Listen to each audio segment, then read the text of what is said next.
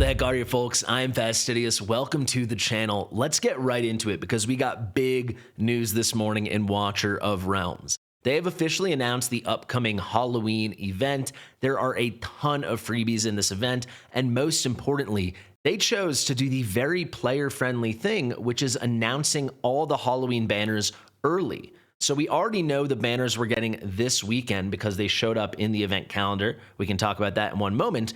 But they have also chosen to announce the next 2 weekends of banners, which is so huge and, like I said, so player-friendly. And you know, a lot of people know, I am the first person to criticize Moonton, but a lot of people forget I'm the first person to compliment and praise them when I think said praise is due. And this is 2 consecutive events that they are choosing to be very player-friendly. They did this with the Sage's Return with the Sun Wukong event, where they gave us very heads-up notice for 2 weekends of banners before they had to, and they are doing that again now. So let's actually discuss that immediately, and then the second half of the video, we can break down the rest of the event. There are good freebies, but let's be honest, I think most people want to hear about the new heroes, and the new heroes look OP, they look crazy. They're actually live on the test server, but I cannot show that to you until Thursday. We have a little test server embargo for all the creators just to make it fair, but I can show you some pictures, and you can already get a little tease here. That is Velisse, one of the 2 new heroes featured in this artwork. And I've got to say, Velisse is way hotter, if that matters to you, than she looks in this picture or the little portraits we have seen. Even on the banner artwork I'm going to show you in a second, I think this is a home run. This chick looks so freaking good, and she looks really strong. So if I scroll down to her banner, we can talk about her release date, which they have announced. But quickly, I do want to say, I predicted she would be more of like a supporter, facilitator, debuffer style mage, and she has some of that in her kit. But the main thing is she is a big summoner and bruiser. She's going to be a major DPS. How good? We'll find out very soon. I'll have a video on that this Thursday. As I said, I might even have a couple videos. Stay tuned. Make sure you subscribe to the channel. We're heading towards 50,000 subscribers. But for now, we know she looks really good, both visually and kit-wise, because there's a lot of damage hiding in there. Let me remove her from the screen now so you can see this whole banner. She is going to arrive on Halloween Day. That is a Friday, so 10/31, October 31st, and the banner will run through Monday. So the banner will continue through Monday, November the 3rd. Unbelievable that it's almost November. Does anyone else... I know it's the most cheesy, boring thing to say, but year after year, I cannot believe how much faster every year goes. But there you go. The 3rd Halloween ever in Watcher of Realms history. And this is going to be a very good banner. Assuming Velisse is good, which she looks to be good. She could be phenomenal. We'll know more very, very soon. Stay tuned, as I said. But she's paired with Malvira. So at a minimum, this is a good banner because Malvira is pretty wacky. She's freaking awesome. One of the best tanks in the game. And if Velisse is as strong as I think she can be, again, we'll have to see specifically how strong she is. This is a crazy good banner. So this is something definitely to pay attention to. And I also got to talk a little bit about the bad. I mean, this banner is encouraging, but wouldn't you know it? The Summoner team, the one they said that was going to be good for the brand new content, they're pushing out a banner for it immediately. The first new banner we get. There you go. So let's scroll down now and let's see the other banner. Actually, quickly, let me pop open the artwork I cut out for you. This is going to be Ezareth. I was very right about this guy. 100% confirmed now. He is the newest Cultist Lord in the game. I will say I'm slightly disappointed. I can't really say disappointed, but I was optimistic that maybe he would be dual faction. You can see over here, he's just a cultist. He is a Cultist Lord, and he's going to be really good, like stupid good, but he's not going to be... in my head, I was thinking maybe the way Ingrid is a Watchguard Lord and then in the Supreme Arbiters, I was thinking maybe Ezareth would be a Cultist Lord and then be in the Chaotic units because he would be pretty cool over there. Like if you had a comp with Valderon leading it or maybe even Gon and then him and Ardea together, that would be pretty crazy. Before we talk about him and Ardea and this specific banner though, I do want to pop the artwork back up. I cut this out. It took me a while because this guy is freaking enormous. He is the biggest character in the game. So if that's important to you, he's bigger than Valderon. This guy takes up the entire hero preview screen. He's going to be a freak.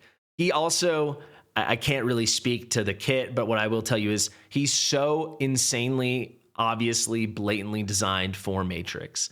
He's an AoE merchant, and he's boosting all the other cultist AoEs, and it's, yeah, I mean, this is what they're doing, folks. This is what they're doing. But hey, they're letting us know well ahead of time, which is pretty dang generous. Now let's look at this banner. This is going to start November 1st, so the day after Halloween. That is a week from this coming Saturday. So again, we're getting a good little lead up to all this stuff. And he's paired in an incredible duo with Ardea. I mean, this is about as good as it gets. You know, you'd love to see him. If they paired him with a Valara, that would be just insane. Obviously, to me at least, they weren't going to do that. So they've chosen Ardea. I think the best choices would have been Ardea or Carnelian, and we got Ardea. I think for a lot of players, that would be the preference. And this is really, really cool. This is a super strong banner. You kind of can't miss if you're hitting banner units over here. And also worth mentioning, Ardea, very, very good for the Spellbane mode in Matrix, the one where you need physical DPS. So once again, they're pushing out the new event since the introduction of Matrix, and now they are pushing us the solution, selling us the solution for the new boss. When I say solution, that's in quotes. In a way, it may be a solution. Once I test it out more, we'll see exactly how much can Ezareth and Velisse elevate the team, at least the Bulwark team, where you use magic damage. How much can they elevate the cultists and the total magic team's potential in Matrix? That being said, solution is a word being used lightly. It definitely could be a new meta. That's kind of what we're assuming it will be, but it's hard to say. It's actually, I would think, impossible to say that it is going to solve people going from, I mean, what's the top score right now? Like maybe 80K against Bulwark to the 150K you'd need to get halfway there. And then that doesn't even speak, I guess 160K. And that doesn't even speak to the Spellbane mode, where the harder mode already is the mode these guys will not be helping with, the physical damage mode, the melee mode. But crazy looking banner. They did take it one step further. I didn't misspeak. When I said they told us the next 2 weekends, they really did do that. So if we scroll down once more, wouldn't you know it, a banner that is specifically, I mean, these are amazing units for all content, Beelzebub and Beatrix, but these are two of the top units in the game for, say it with me, Matrix 1 for Zerbis. So we knew they'd do it, and they're doing it. But hey, they're letting us know ahead of time that they're doing it, and we know exactly what units are coming when. So this is going to be a really exciting banner.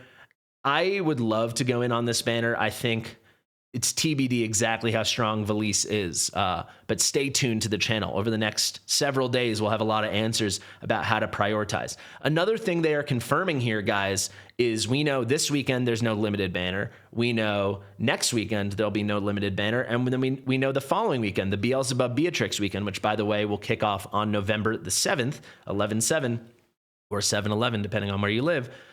This also will not be a limited banner weekend. So they're giving us a lot of information here, like a lot. And I can tell you one step further, if there was a big ancient summoning banner this weekend, we would know it. So if you choose to go in for Ezareth, you'll have at least the next weekend off. So we don't know what will come the weekend after, but that's pretty, you can leverage that information to really help your account. So they're not doing back-to-back banger ancient summons. Not that they often do that, but this confirms it. So very player-friendly that they're letting us know this. Very predictable that they're just instantly pumping out a ton of banners to solve the impossible content they introduced. But pretty dang exciting stuff. If you're wondering what this weekend was, we have an interesting banner here with the newly buffed Malric, who I still need to test out post-buff, and then the phenomenal Aelin. If you don't have Aelin, it could be worth throwing summons at this, but do not make that decision before you watch the content on Velisse, because you'll want to be fully informed for that decision. And even still, I mean, Malvira's coming, Beelzebub's coming, Matrix is coming, but can't really overstate how good Aelin is. I will also say she'll be on Special Divine Summoning 2 along with Malric, so if you want to use your gold summons, you can use them there. And then we're having a one-day special Divine Summoning for Ares and Pharisee. Ares has kind of fallen off. He had his very brief moment in the sun where he was the tank in Abyss 1. There are many other options now, though he can still perform well. The main unit you'd be looking at is Pharisee here. So if you don't have a Pharisee and a Narissa, this could be worth throwing a couple Divines. We'll break this down closer to the weekend. We'll do one video diving deep on all of that. But I'm just saying, pretty cool of Moonton.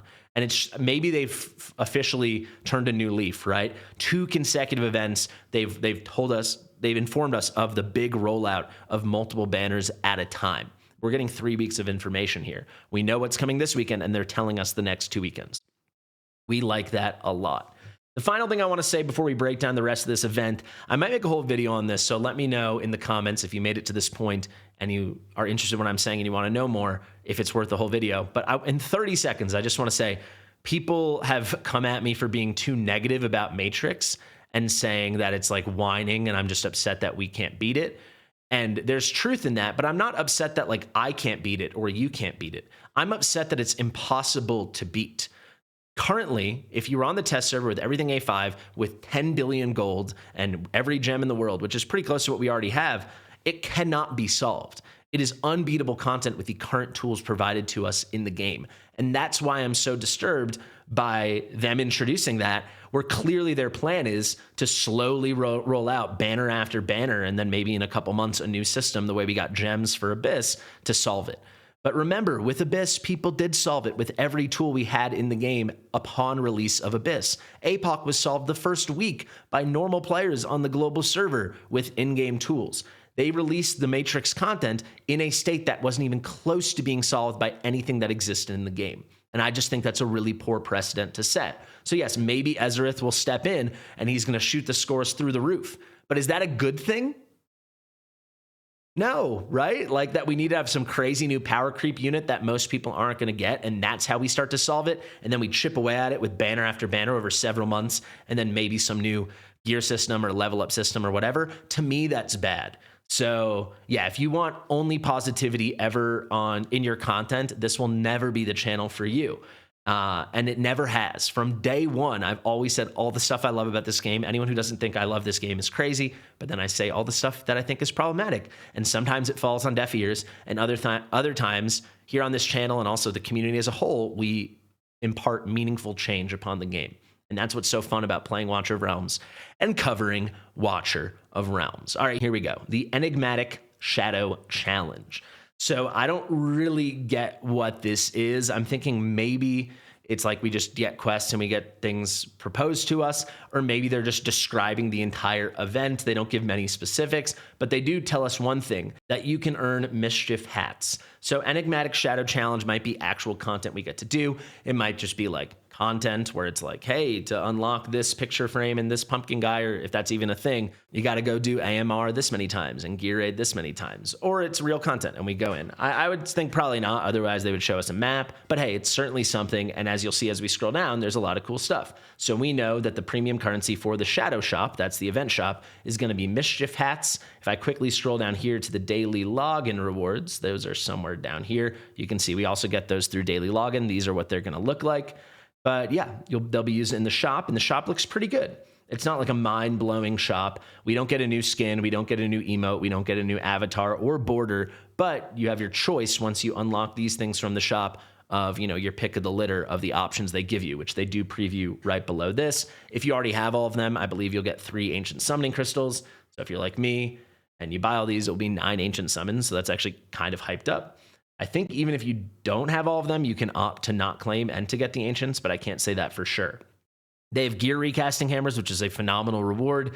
These are more and more valuable day after day as the game moves to a point, as you get deeper into the game, it moves to a point, and with the new hard content, that great gear isn't enough. You need amazing gear, near perfect gear. Gear recasting hammers are what will help make that happen. Then we got the legendary skill crystals like always. They are doing eternal bullions. These are to help ascend your ancient pieces into tier 2 stuff.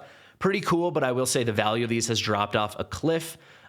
It's very hard to find good pieces to ascend, at least when you get deeper into the game. It's very hard to find good pieces to ascend. I have over 100 of those stockpiled right now, actually well over 100, but that's a late game thing. If you're progressing, it's still a cool reward. Rare summoning crystals, typically it's 10. That's pretty good, a free 10 pull. And then, of course, ancient summoning crystals. I hope this is like 5. It might just be 2 or 3. Regardless, it's pretty cool. And then we have our legendary skill dust, which is only relevant in the early mid game, but it's a good resource at that point. If you want my super fast rankings of this stuff, these are really good if you can get the 3 ancient summons from them, which I think should be an option. So that's definitely should be on your radar. Then I'd say down here in order, the ancient summoning crystals are the best. Then I would say, depending on where you are, either the gear recasting hammer or the legendary skill crystal. So maybe it is even skill crystals. Hard to say for sure. If you're earlier in the game, it will be the skill crystal. If you're later, it will definitely be the hammer. Then it's going to be, in my opinion, the rare summoning crystals, then the bullion, unless they're giving you a full 5. But TBD on that. I hope they will. But I would still personally go the rare summoning crystals first. And then the legendary skill dust is really just for people earlier on in the game. You eventually have so much of this. It is ridiculous. Now here you can see the options from those choice bundles. So the skins, we have last year's Baron skin. Then we have that Desert Viper Cyrene skin. And then we have the St. Patty's Day Sadie skin. These are old event skins. So if you didn't get them, you have a chance to get them now. Here are the emotes. I think this is a Leia emote, Arrogance and Silas. Fine. And then here we've got some avatars. I can't remember what this one was, but this is the old Halloween one. We also have the old Halloween border and the old St. Patrick's border. Usually, just to drive this home one more time, you have the option, at least if you own all of them, maybe even if you don't own all of them. I don't know because I've always owned all of them, but you have the option to claim 3 ancient summons instead. So hopefully that's the case for everybody. Quick reminder, Velisse's banner with Malvira will be on Halloween, October the 31st. Then the next day, we'll get Ezareth's debut along with Ardea. This also runs till Monday, and it kicks off Saturday, November the 1st. Then the next week on Friday, on November the 7th, we're getting Beelzebub and Beatrix. For new skins, this is pretty interesting. So we've had 2 skins in the history of Watcher of Realms that were only attainable through the Ultimate Leaderboard. And it was always a summoning event. So it was like Arrival of Heroes, summoning event, tournament, Ultimate Leaderboard. You had to be either top 50 or top 100. I'm pretty sure it was top 50. And you could get the Icy Cetrum skin and you could get the Halloween Zealatu skin. So you'll see that's not what these skins are, but they are introducing new broadly available skins for those 2 characters. So the way it looks is the OG Cetrum skin, the OG Zealatu skin will remain like relics of really lucky OG players that probably spent a lot or just had crazy summons, spent a lot. But now those units have another skin. So these guys join, in a way, Mari as the only units in the game to have 3 skins, the base skin and 2 other skins. Mari has her base skin. I guess Mari and Voltus have their base skin, their promotion new skin, and then the separate skin.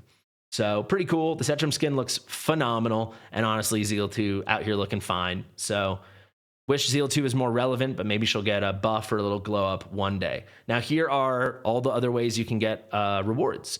So you got the event sign-in. This will last from the day before Halloween until November the 8th. However, it's just 7 days. That period is obviously longer than 7 days, but that's, again, pretty player-friendly. I think this is 10 days, and in those 10 days, you just have to log in 7 times. In total, we get 3 rare summoning crystals, some amount of diamonds, some amount of stamina. We get 2 ancient summons. It's not the worst thing in the world. And then every day we are getting some amount of event currency, right? These mythical hats, whatever they called them. Now we got the Matchup Master. I actually like this event. Fun little mini game. From it, going to be some pretty good stuff. We got diamonds, rare summoning crystal, a little legendary skill dust, and most importantly, an ancient summon. You can see through all these events, you're going to get a lot of ancient summons, and that's really cool. Now we get the scroll exploration. You click the thing, it gives you a task. It's some random errand to run in the game, and you get good rewards. But once again, we're seeing an ancient summon, rare summon, a little master key for the gear dungeons, and some diamonds. Pretty good. And then we've got something here. It's a mystery. They're calling it Strange Incidents. I will say, if you look at these images, they kind of look like artifacts. Are these new artifacts? I don't know. But that's what my first, thought is when I see this. It's kind of hard to see for you guys maybe, but all in all, should be pretty cool. And that wraps up the event. Thank you guys so much for watching. Let me know any thoughts you have on the new heroes, the new banners, and the new events. Let's pop them up now. There's Ezareth, and there is the pretty sweet looking Velisse. Let me know, guys. Thank you so much for watching. Please do subscribe to the channel, share with your mother, and I'll see you real soon. Bye.